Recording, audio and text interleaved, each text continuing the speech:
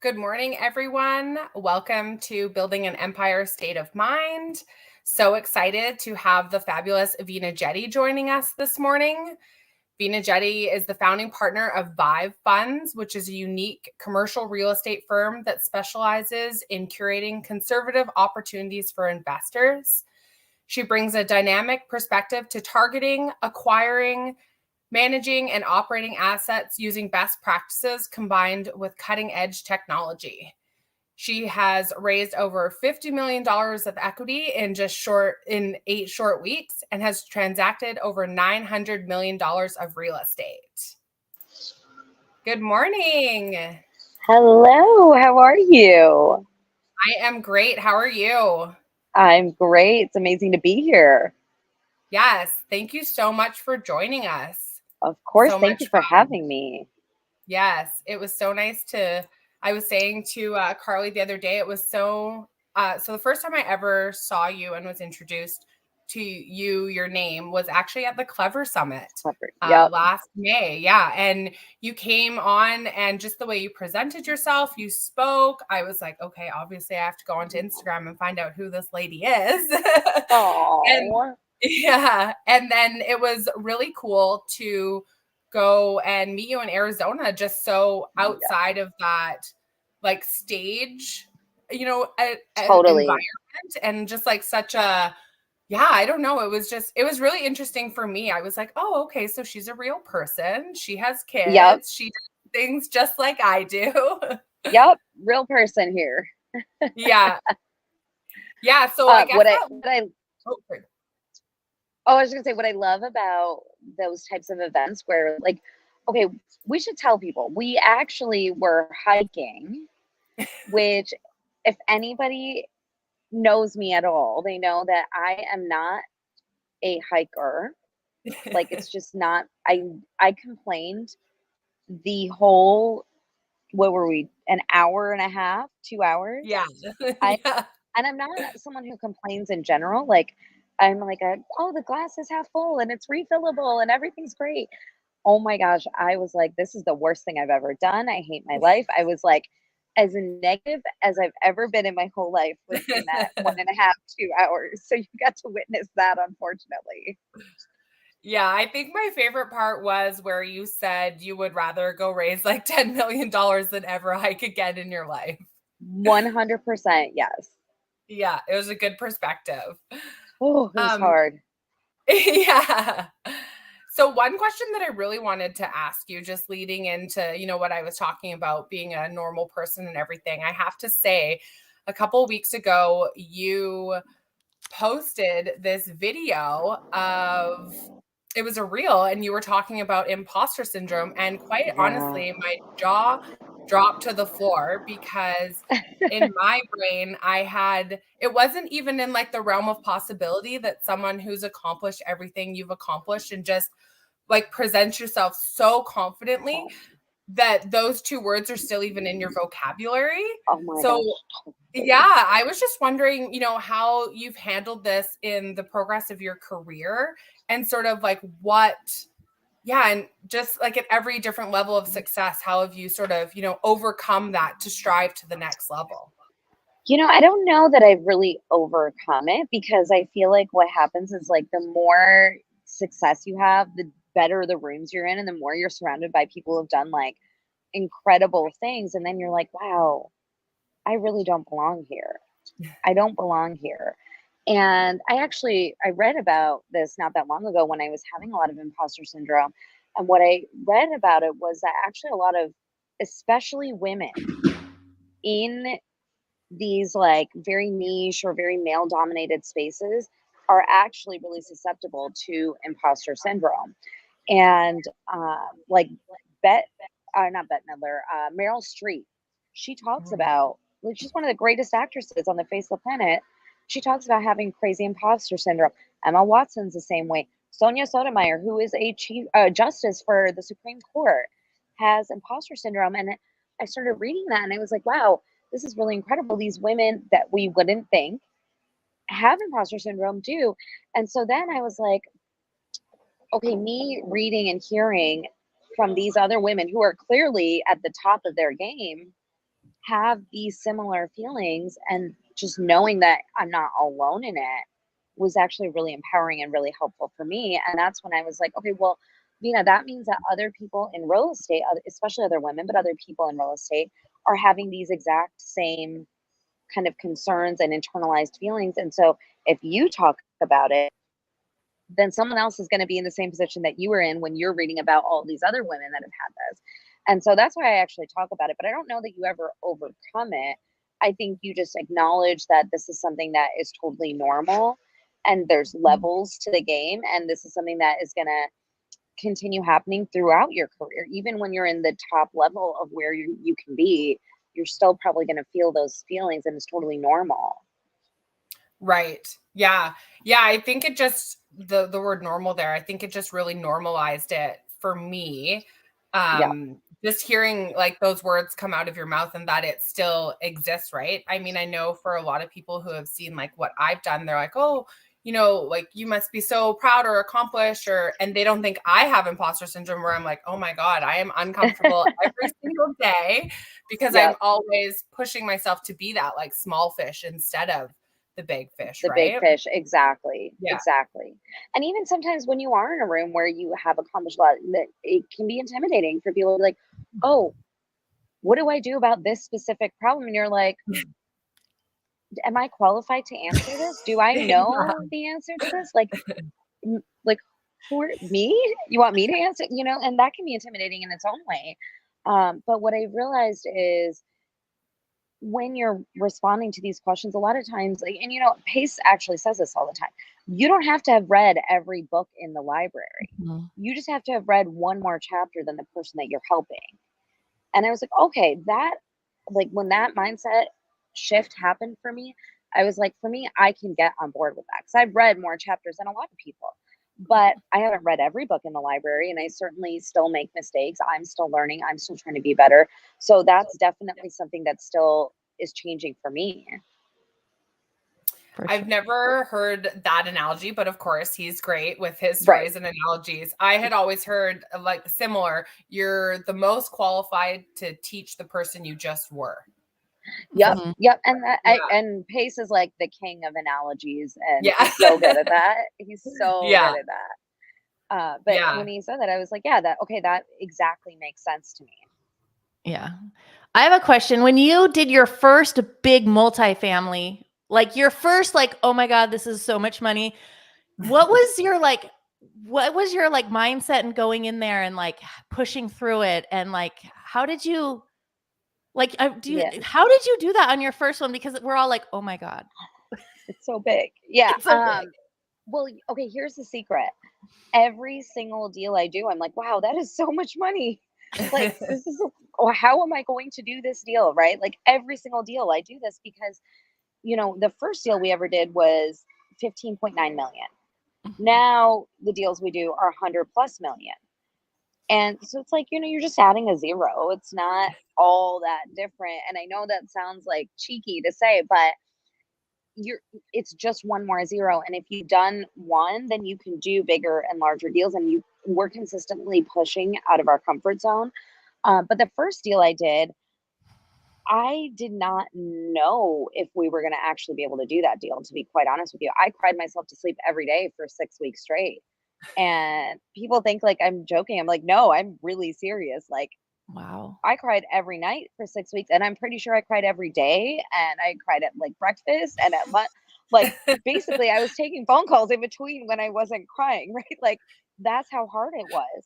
But Wow. what happens is, after you do the first one, it doesn't get easier, you just get better, right? And Yes. so now, you know, the tiers are different types of tiers, right? Like, they're bigger deals, bigger problems.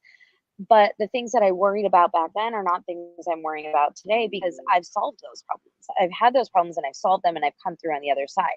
But to get into the mindset, it's really one thing that I think is really important is there needs to be representation at the top level. And it's because when you see someone that looks like you, sounds like you, comes from where you are, is similar to you, and you identify with them, and then you see that they've done it, you automatically now know that this is possible, For sure. right? And that's Absolutely. huge. Yeah. That's huge.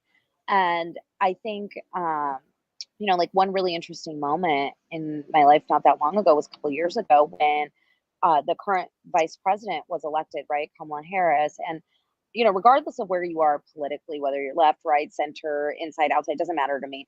But what was important about that moment of her being sworn in for me was I have twin 3-year-old, 3.5, they're now almost 4-year-old daughters. And at the time, they must have been about 18 months old when she was being sworn in. And I was like, wow, this is such a monumental moment in our country's history that there is not just a woman, but a brown woman, or brown and black, depending on who you're talking to, right? Like she's half Indian, half African American. But there's a woman that looks like us in the second highest office in the country, which has never happened before.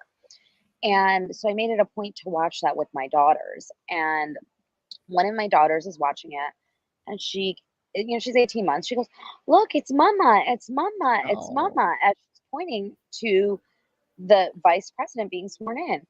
And, that brought me to tears because my daughters are going to have representation of something that I never saw in my whole life. And it's going to be during their most formative years. So I was like, yeah, baby, she looks like mama, doesn't she? And that can be you one day too. And now my daughters know that they can do that too because someone's done it before them.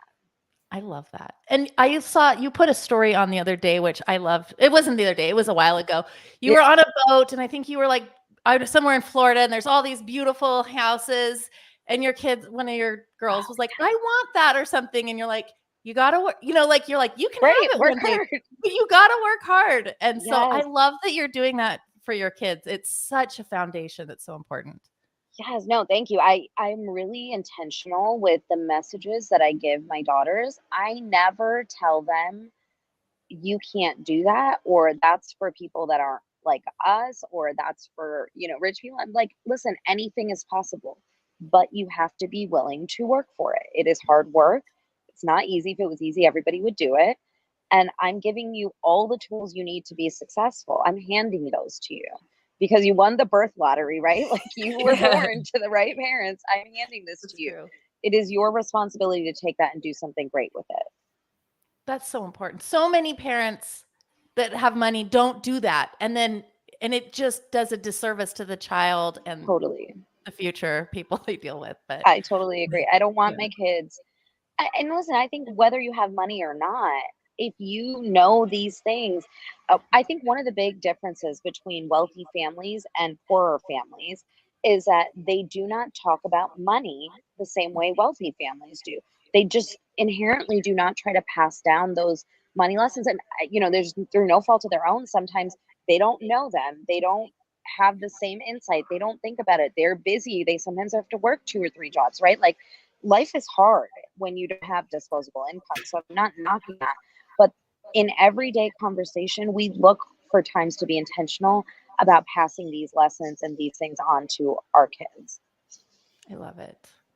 Yeah. And I think just like what we say too, right? Like, and breaking that, I don't know what the conversation was like in your home, but I know the conversation with my parents, we never talked about money.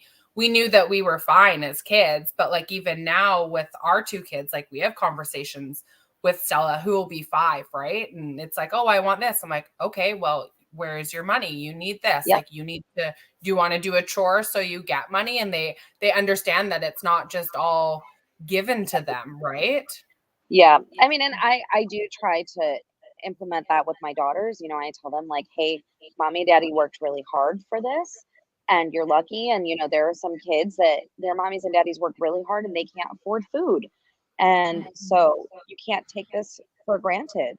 We're very blessed. We're very lucky. And yeah, you're right. I mean, in our house, my parents were probably a little bit more open discussing money than most families were, but they still, like, I don't think I ever knew how much my dad made until I was applying for FAFSA for college. And I had to fill it out. And I think that was the first time I found out. That was the first time I found out about my parents too, because you had to do your college application. I was like, oh, wow. Yeah. I love that comment that Mario just put up there because I say this all the time. like my parents, I'm second generation. My parents are the first generation that immigrated here in 1980. And back then, there was no internet, there was no FaceTime. They were writing letters back and forth to their family. They left everything they knew, their home country, they left all their friends, their family, their safety net to come here to give my sister and I a better opportunity. And I was born here, so they didn't actually even know who we were. They was just like their future children. And so I feel this really big sense of responsibility to take that chance and that opportunity and then grow that and scale that and do something better. Because otherwise it would have been for nothing. We could have just had, an average life in India too, and we would have been Mhm. fine, happy. But I just feel like we were given such a big opportunity that a lot of people don't get. For sure. Yeah. It's so So, important. And I yeah. wanted to touch on something else that you said. You were talking about how you showed your kids, like, you can see someone else like you doing something. It makes it so much easier. And for those of you Yeah. that don't know, Veena, I've only seen one other person do this. It's Pace. Veena has a community of people that she goes in on Facebook. I'll put the link for it. She is helping everyone. She is actually, it's not like a team member or somebody running that Yeah. community. Veena is in there holding Zooms, answering questions, bringing people up, helping them. So Yeah. so many people in your position do not do that. Pace is one that does it. And I see that you're really following, how Pace does it. It Yeah. is huge for helping people and Yeah. giving back. Yeah. Thank you. I appreciate that. It's a labor of love. It's something, I'm trying to think of all the things I wish I had known or I had someone to tell me when I started. And I'm trying to pass it on to you. And I'll tell you, Pace is, I already have spoken so highly of him, but he is somebody who's truly changed my life in ways I can't even detail out. But one of the biggest impacts that he has made is to really advocate for me starting this community and really focusing on building the community of helping each other, of working together, of sharing knowledge, because a rising tide lifts all boats. And I mean, you're exactly right. Everything that I do, people are like, how did you figure this out? I'm like, I didn't. I literally was like, what did Pace do today? Okay, VM, this is what you're doing today, right? Like, literally, I copy him, like, shamelessly copy him. Love it. Do it. And that's what he does. He does that. He's changed all of our lives. I'm a sub 2 student, and I just see you doing that. Like, just going and changing the world. It's so important, and you're rising and you're bringing people up with you, and so I appreciate that. That's like the biggest compliment anybody gives me is when they're like, "Oh my gosh, you remind me of Pace Morby." I'm like, "Amazing! I want to be the Veena Jetti of Pace Morby." And like, you are. that's what I We want. Veena Jetti and Pace Morby for sure, Yes, in a league of your own. So yeah, that's it's the only awesome. way to do it. It is. Yeah. So when you first, like, how did you get started? Because you were like all of us, or you were obviously crying in between phone calls. Like, Yes. how did you get started? Because you all had to start, everyone starts somewhere. How did you get Yeah. started? So I actually started in single family, which a lot of people don't know about me because I only talk about multifamily. Because I mean, quite frankly, if I try to give you any kind of insight on single family, it would be so disingenuous because the market has changed so much in like the last decade. I have no idea what I'm talking about, right? Like, I know enough to be dangerous, but I did start in single family. I thought I was going to just like keep buying houses because that's what my mom did. She bought single family homes, she was an investor. And I was like, okay, this is how we're going to, run our business and we'll just keep scaling. And I was like, I had the audacity to wonder what it would look like if we wanted to own 10,000 units. And I was like, if I'm buying 5 units a week, which was the busiest week I had, I was buying 5 units. If I'm buying 5 units a week, how can I possibly get to 10,000 units, even if I found 5 deals a week I wanted to buy? Right? It's just the scale wasn't there. And so, in realizing that there was no scale there, I was like, okay, what I actually need to do is I need to be looking to how to get to a bigger acquisition size all at once. So today we buy units that are, 200 and up, with a heavy preference to like 300 and 400 units. So now I can buy in one transaction 500 units, which even if I bought 5 houses a week, I would get to that at the end of a whole entire year. So that's where I started moving into multifamily because I wanted to get to that scale. Now, the secret to getting to scale quickly is to find partners, right? So you need partners who are going to come in and bring the skill sets that you lack, that are going to take to that next level, that are going to help you do these deals, because these are big deals. It's very hard to close 500 units all by yourself. So you need a great team. You need a power team around you, and partnership is absolutely the best way to do that, with the right partners. Like, huge caveat, it's got to be the right partners.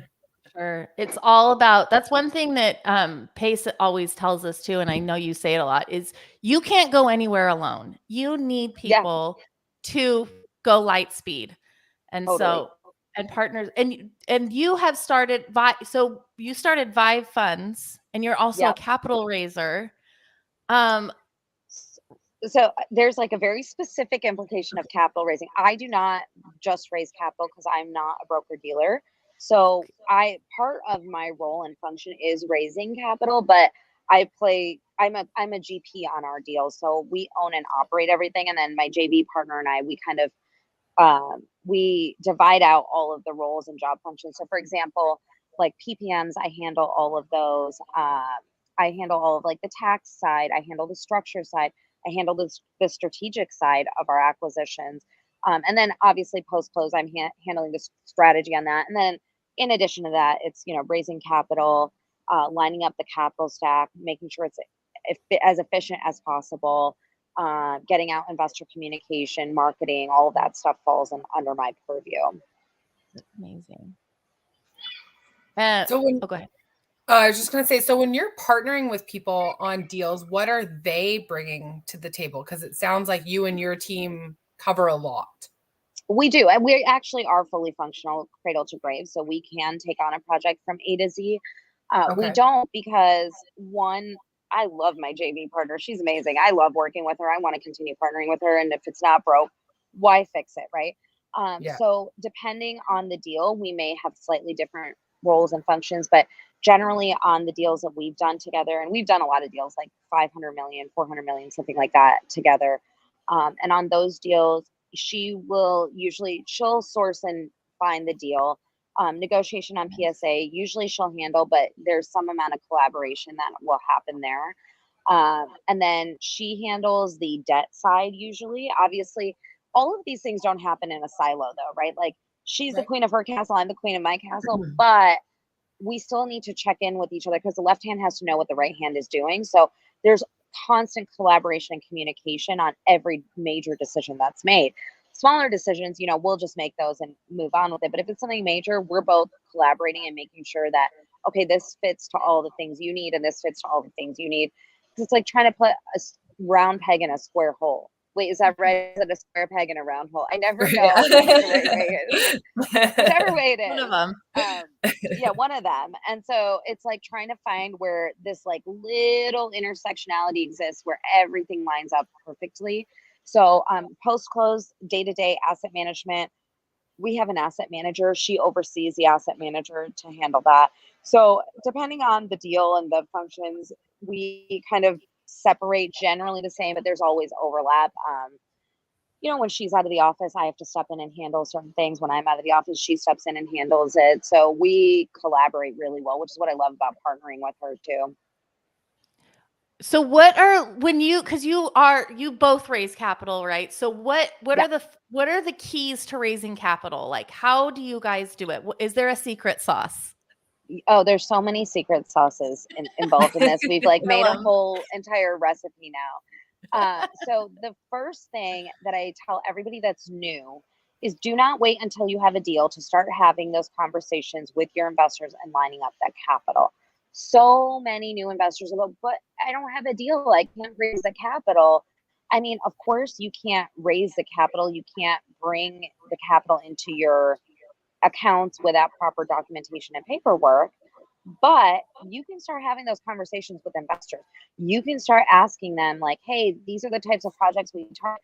Would you be interested if something comes up like that? You need to do that before you have a deal. Once you have a deal, it's way too late. It's way too late to go out and create those relationships, because this is a relationship business. So create strong relationships.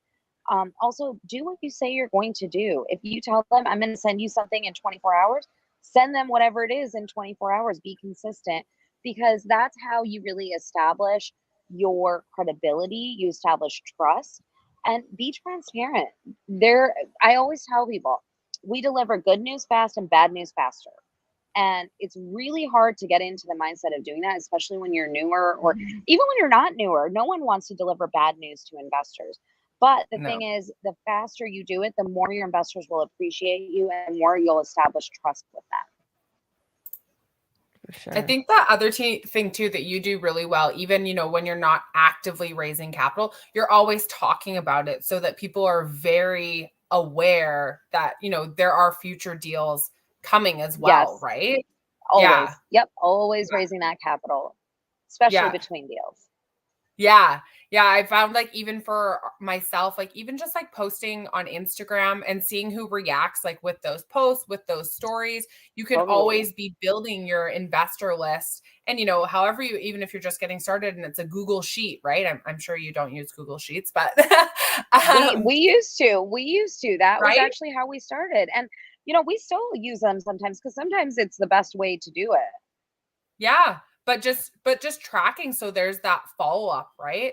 It's the same when you're trying to get the deal and, you're consistently following up with brokers and establishing that relationship. It's the exact same when you're doing it with investors. And I'm sure you can speak to this too. I know a lot of people, when they ask me, they're like, oh, I just don't want to ask people for their money.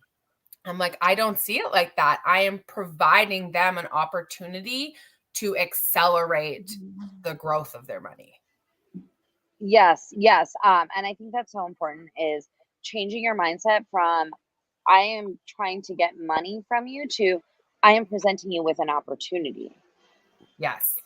So right. good. Those are two different mindsets, but they're both around asking friends and family for money. I love like, you're not asking them for money to go and buy a Ferrari. Yeah. Right. I mean, like, I don't know, maybe you're syndicating a Ferrari and you're going to Turo it, who knows? But generally, you're not asking them for money that you're going to go and just like blow it all to like fund a lifestyle. You're asking them to, if they want to be participants and partners on an opportunity that you have. Yeah. And that's so important. Your family's life, right? Yeah. To change the mindset on that. It's the same thing. It's just a paradigm shift of how you look at it. For sure. Yeah. And that's exactly what it is. Most of this game is really getting into the right mindset and being around the right people and being in the right rooms. It's not actually how difficult real estate is, because it's not very different from any other asset class. It's not. And we follow someone that you are partnering with, and it's just like Kayla Kraft. I followed her forever. And then we're amazing. Like, Veena and Kayla, she's getting into she knows Veena. And so like, she was just like, she started out helping mothers get their own mommy millionaire club is what it was. And, and she's grown and she's grown. And it just goes to show, like, I love what you said. It's not like it's getting in the right rooms, getting around the right people, knowing everything, and you can do whatever. It's so true. And, being in the right rooms, like, I'm like, wow, how did I get so lucky that I get to know these people, that like I can pick up my phone and text them or call them? Like, how is this my life right now? It's insane. It's insane, because what people like Kayla have taught me is there needs to be a space for everybody. Right. And she's carved out this like super niche space that she really grew in. And it never occurred to me that this would be a space that someone would need to be spoken to and would need that sense of community, which is what she really did. And, she has empowered so many women to make better financial decisions, to make better business decisions. And I just think anytime that there's a woman that is doing that for other women, it's incredible. And I always want to support that mission. And I love that she is now just taking it to that next level. She's moving more into like the private equity space, and it's amazing. I love it. It's so cool. And that's what one of our goals are too, is just to help women get in the right places. And for example, last April, you spoke at the Clever Summit. That's where I first learned about Veena. I had no idea who Veena was. This was last April. I had no idea who Veena was. I had no idea. I kind of know who Pace was. And because I got in the right rooms, like I'm working with Pace and oh my God, Veena Jetti is talking to me on a podcast. Like it's just like, what is this? Like how lucky are we?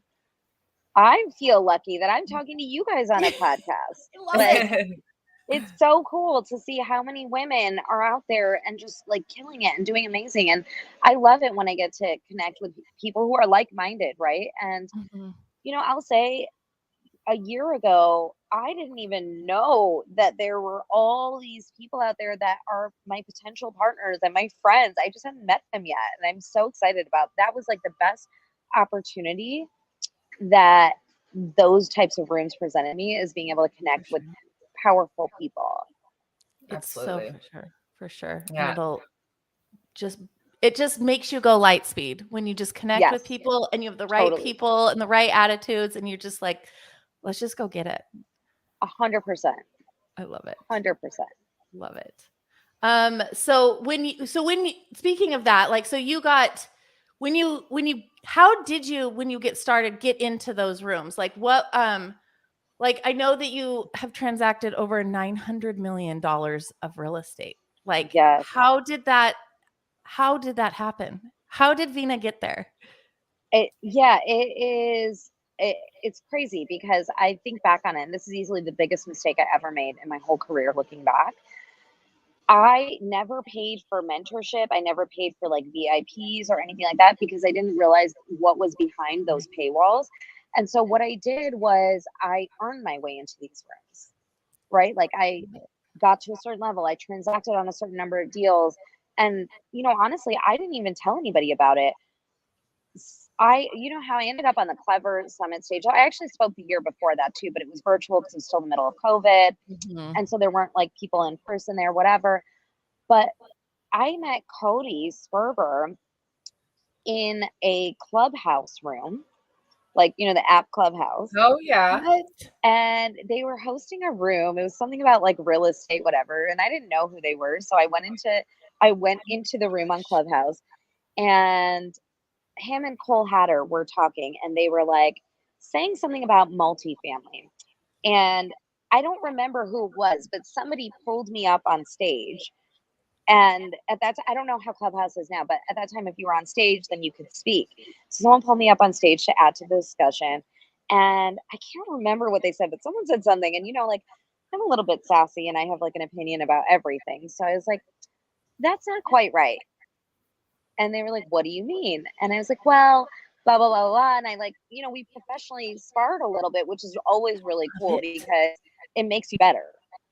Right. And so we were kind of like, it was very respectful discussion. It was just, we had slightly different approaches. And I was like, oh, this is kind of important for people to see that two operators can have totally different viewpoints on something, and neither's wrong. They're just different. And so then Cody and Cole immediately start talking at me at the same time. And I'm like, I don't know what either of you is saying to me right now. And they were like, okay, Veena, we have, this is actually a funny story. So they're like, we have this event in Dallas, which I live in Dallas. And they're like, we have this event in Dallas this weekend. It's at this private mansion with like a private chef. And we would like really love for you to come and join us and be our guest at that. And just, you know, meet everybody. It's all like really amazing entrepreneurs, whatever. And I was like, this sounds like you're trying to sex traffic me. No, you know, like, okay, it's like a private house with like a private chef, and like, okay, random weirdos from Clubhouse. Oh my God, I love it. Two dudes on Clubhouse. Yeah, I'm like, no, you guys immediately sound shady to me, right? So I'm like, no, I'm like, I'm so sorry, I'm already committed. It's the middle of COVID. I live in Dallas. Like literally no one is doing anything. Oh my God, like, I love it. And they're like, no, it'll be really great. And I was like, why are you trying so hard? I will not be sex trafficked, you know? I was like, oh, I appreciate it, whatever. And then Cody's like, listen, I host Clever Summit. We're always looking for like badass women to put on stage. It's obvious that you are like the best of the best in multifamily. Would love to have you on stage. And I was like, oh, okay, email my admin, whatever, because I don't know if you guys were on Clubhouse in the beginning days, but back then, like everybody was like, oh, I have this event, you have to come speak at it. And it's like, I'm not getting on a plane right now. Like the world is collapsing. I am not flying. No. So I wasn't going to do it. So I was like, oh yeah, email my admin. I'll be fine.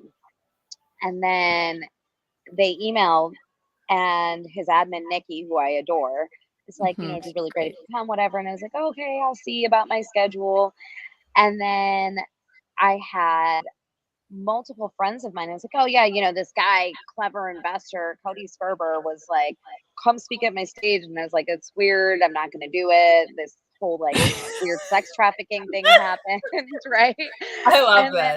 Then it was a few of our mutual friends that were like, you don't know who Cody Sperber is? And I was like, no, should I? And to be fair, like I was dating back before people like looked you up online, so I never really came from that world of like verifying everybody. It wasn't in my blood to do it. And so I never thought to verify somebody who was inviting me to a conference to see who they were.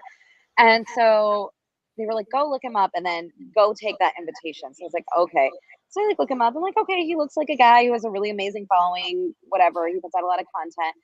And I was like, all right, if so many of my friends that I trust are like, go to do this, I should just go do it. YOLO, right? So I did not go to the Dallas event, which ended up being the 100 million in marathon, which, oh my gosh, I would love to have been in that room now. Oh my gosh.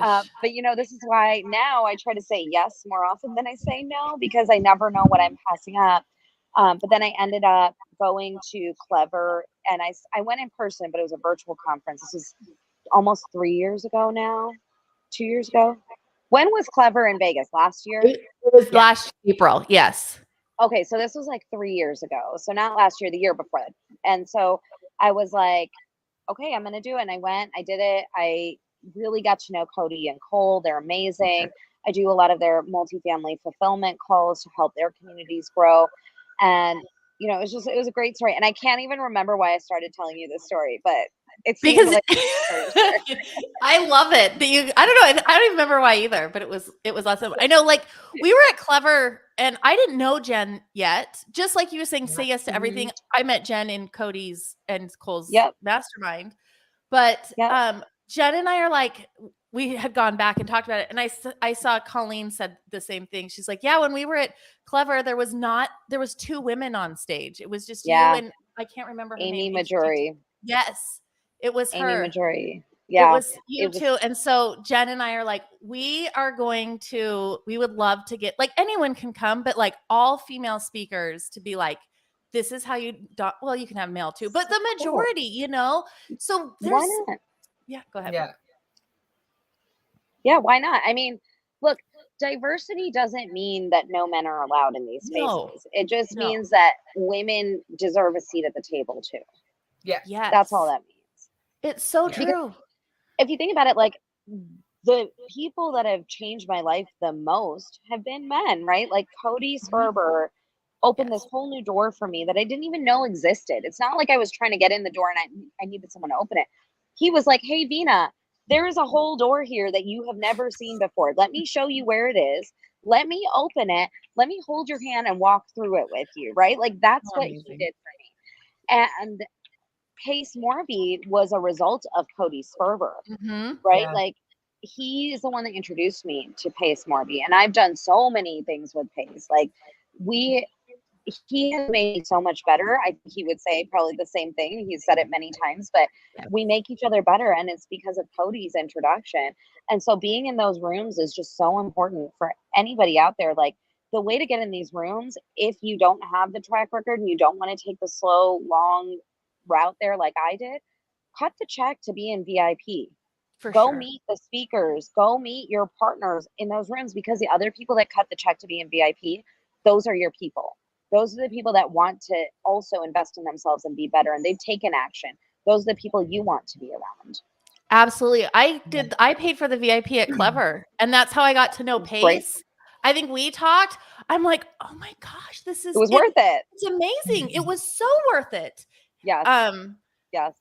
And and that's someone just put in here that I think it's women keynote speakers count for 30%.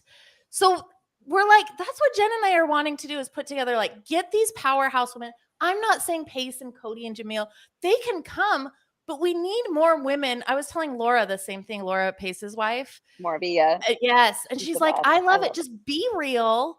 And so it's just so amazing what I agree. And I would be shocked if in real estate specifically, there were 30% of speakers that were women. Like in real estate, it is there are so many times I am on a stage where I'm one of like 2 or 3 women. And I remember an event they asked me to speak at in October, and in December, there were 27 speakers.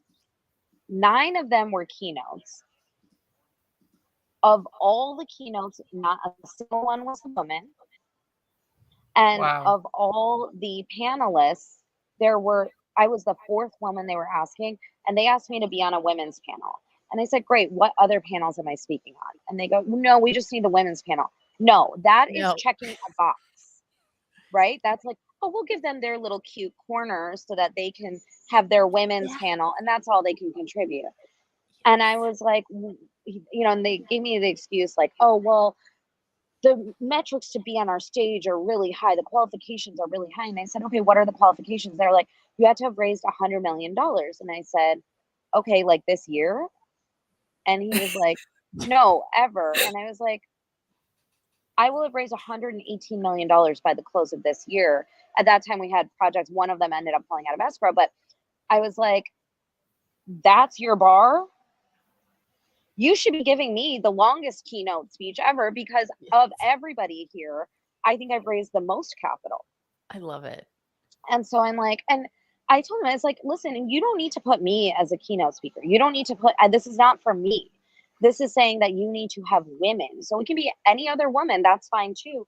But someone needs to be there. And I'm happy to help and like to add that diversity. But it can't be just me. I can't do this all alone. I can't represent women all the time. No. Right? I have to be one of many women.